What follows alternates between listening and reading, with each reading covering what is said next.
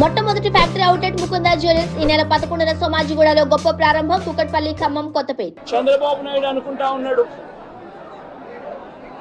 తానేదో ఈ మాదిరిగా చేసి భయాందోళన క్రియేట్ చేసి వైఎస్ఆర్ కాంగ్రెస్ పార్టీకి ఓటు వేసిన వాళ్ళని కొట్టడం వల్ల ఒక తెలియని ఆనందం తనలో ఏదో పొందాలని చెప్పి అనుకుంటా ఉన్నాడు. రాష్ట్ర వ్యాప్తంగా ఒక భయాన్ని క్రియేట్ చేయాలని ప్రయత్నం చేస్తూ ఉన్నాడు. కానీ నేను చంద్రబాబు నాయుడు గారికి మరొక్కసారి కూడా చెప్తా ఉన్నా, ఒక చెడు సాంప్రదాయానికి నాంది పలుకుతా ఉన్నారు. దయచేసి ఆపండి.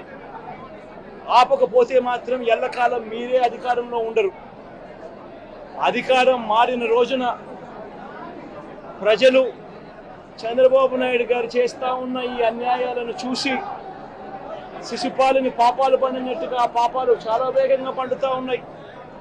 అధికారం మారిన రోజున తాను చేస్తూ ఉన్న ఈ చెడు సాంప్రదాయం తనకే చుట్టుకుంటుంది.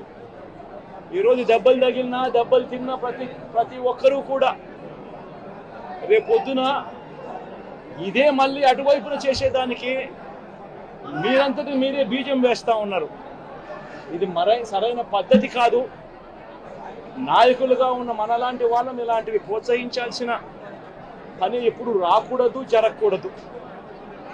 దయచేసి చంద్రబాబు నాయుడు గారికి ఇప్పటికైనా చెప్తా ఉన్నా, చంద్రబాబు నాయుడు గారిని హెచ్చరిస్తూ ఉన్నాను, మరొక్కసారి మళ్ళీ హెచ్చరిస్తూ ఉన్నాను.